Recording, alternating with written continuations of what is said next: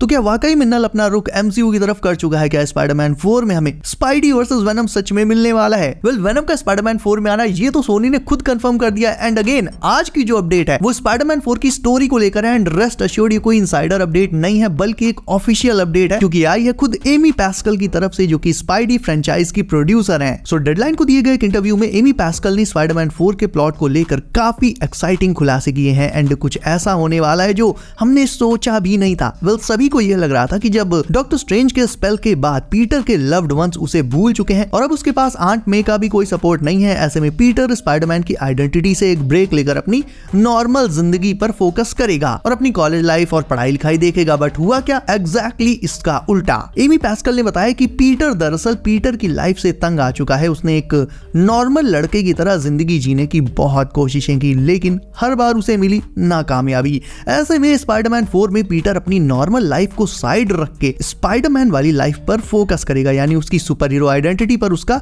Main focus रहने वाला है, rather than being Peter Parker बनकर रह पाना उसके लिए बहुत मुश्किल है। और सच पूछो तो ये बात सही भी है। पीटर बनकर उसे क्या ही मिला? इनफैक्ट उससे सब छिन गया। उसके दोस्त, उसका प्यार और तो और उसकी आंट में सब उससे दूर हो गए। अगर वो सारे डिसीजंस एक सुपर हीरो की तरह, स्पाइडरमैन की तरह लेता तो शायद उसे इतना नुकसान ना होता जो कि नो वे होम में हुआ। बट तब तो उसके सर पर पीटर पार्कर वाला अच्छाई का भूत सवार था और इसी चक्कर में हर एक एंगल से उसके एल लग गए। लेकिन इस अपडेट का एक बहुत गहरा मतलब है और यहाँ पर बिग पिक्चर को समझना बेहद जरूरी है। याद करो टोबी मैगवायर के साथ क्या हुआ था। जब एमजे ने उसे चीट किया था हैरी के साथ, वो लाइफ में अकेला पड़ गया और उसका टाइम जब खराब चल रहा था तभी एग्जैक्टली उसी पॉइंट पर वेनम ने पीटर को टेक ओवर किया था। एंड इसका एक रीजन था। आपको मैं एक बहुत डीप बात बताता हूँ, ध्यान से सुनना। देखो टोबी मैगवायर के स्पाइडरमैन में वेनम जो था वो पीटर के अपार्टमेंट में आ गया था और चाहता तो वो पीटर को तुरंत ही टेक ओवर कर सकता था, लेकिन उसने ऐसा नहीं किया। उसने वेट किया। वेट किस चीज का किया? पीटर के अपनी लाइफ के सबसे लोएस्ट पॉइंट पर आने का, उसके सबसे ज्यादा गुस्सा और फ्रस्ट्रेटेड होने का। यानी जब पीटर अच्छाई दिखाकर हर तरफ से हार गया और बहुत ज्यादा फ्रस्ट्रेट हो गया, उसी पॉइंट पर वेनम ने उसे टेक ओवर करके अपना होस्ट बनाया था। और उसके बाद तो खुद पीटर ने क्या तबाही मचाई थी ये हम सब जानते हैं। अब तुम सोचो, टॉम हॉलैंड के पीटर का भी कुछ वैसा ही हाल है। ना ही उसके पास अब स्टार्क की टेक्नोलॉजी है, ना ही आंट मे का इमोशनल सपोर्ट है, ना ही BFF, ना ही उसकी GF।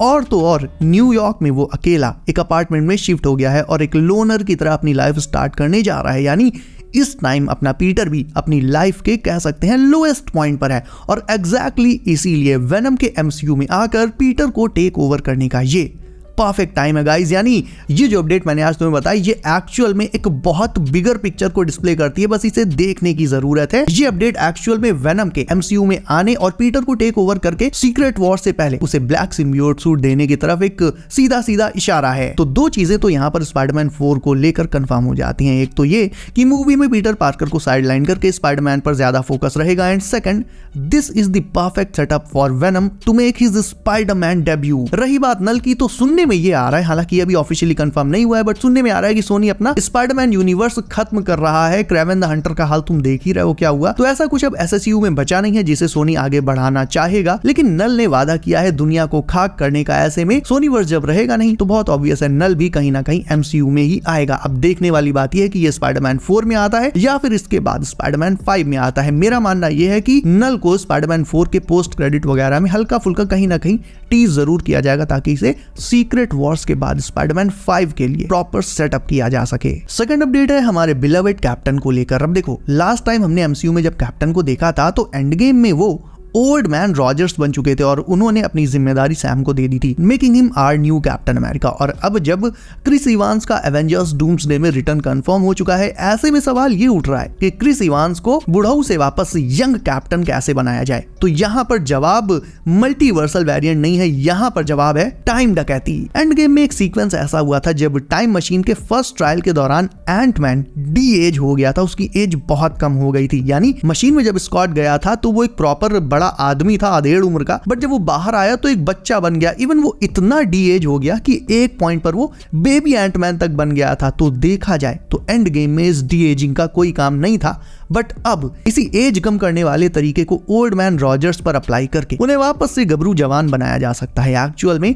If Chris Evans Captain Hydra के रोल में ना आकर प्रॉपर कैप्टन अमेरिका के रोल में आते हैं तो ये कोई मल्टीवर्सल वेरिएंट तो नहीं होगा, सिंपली होगा ये कि पहले तो ओल्ड मैन रॉजर्स वापस आकर सारे जो बिखरे हुए हीरोज हैं उन्हें कलेक्ट करके एक प्रॉपर एवेंजर्स टीम बनाएंगे, लाइक हमारे थंडरबोल्ट्स, गार्डियंस और बाकी के जो भी हीरोज इधर उधर घूम रहे हैं, तो इन्हें एक साथ लाने का काम होगा ओल्ड मैन रॉजर्स का। बट हमें यह भी पता है कि एवेंजर्स डूम्सडे में डूम जीत जाएगा और वो मल्टीवर्स को डिस्ट्रॉय भी कर देगा, यानी अभी नए एवेंजर्स को जरूरत पड़ेगी एक प्रॉपर कैप्टन अमेरिका की जो कि उन्हें लीड कर सके as well as battle ground में फिजिकली भी उनकी मदद कर सके, फिजिकली खुद भी फाइट कर सके उनकी साइड से। ऐसे में वो एंड गेम के डी एजिंग वाले मेथड से ओल्ड मैन कैप को डी एज करके उसका एक यंगर वर्जन वापस लाया जा सकता है जो ना सिर्फ एवेंजर्स को लीड करेगा बल्कि एक्चुअल में ऑन द ग्राउंड एक बार फिर से फाइट भी करेगा उनके साथ। और ये फर्स्ट टाइम नहीं हो रहा है जब स्टीव रॉजर्स को डीएज किया जाएगा, कॉमिक्स में ऐसा हो चुका है जब आयरन नेल ने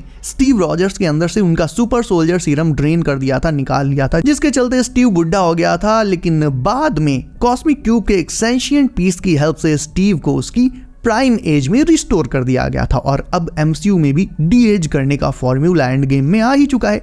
ऐसे में ओल्ड मैन कैप्टन को इजीली डी एज करके उनके प्राइम में वापस लाया जा सकता है। और फाइनल अपडेट है लॉन्ग अवेटेड डीसी के नए प्रोजेक्ट सुपरमैन लेगेसी पर उसके ट्रेलर पर। अब देखो इस पॉइंट पर सुपरमैन लेगेसी का ट्रेलर जो वो एक्चुअल में काफी लेट होता जा रहा है और शायद ये इसी वजह से लेट हो रहा है बिकॉज जेम्स गन ने डीसी को रिबूट किया है और हेनरी कैविल जैसे परफेक्ट सुपरमैन को हटाकर डेविड कॉरेन स्वेट को सुपरमैन बनाया। ये एक बहुत बड़ा और बहुत रिस्की एक्सपेरिमेंट था एंड सच पूछो तो मुझे इस एक्सपेरिमेंट के सक्सेसफुल होने के चांसेस ज्यादा नहीं लगते। ये ठीक इसी तरह से है जैसे मार्वल में केविन फाइगी मान लो आरडीजे को आयरन मैन के रोल से हटाकर उनकी जगह किसी और को आयरन मैन बना देते। तो जेम्स गन का डर तो यहाँ साफ समझ में आ रहा है कि सुपरमैन लेगेसी के फर्स्ट टीजर पर लोगों का क्या रिएक्शन होगा। वरना यार ये हॉलीडे सीजन चल रहा है, इससे अच्छा कोई पॉइंट ऑफ टाइम हो ही नहीं सकता सुपरमैन लेगेसी के फर्स्ट टीजर को रिलीज करने के लिए। स्टिल जेम्स गन इसे अभी भी अपनी हार्ड ड्राइव में छिपाए रखे हुए हैं। सो अपडेट ये है गाइस कि जैसा सोचा जा रहा था कि दिसंबर में सुपरमैन का टीजर आ जाएगा, जेम्स गन के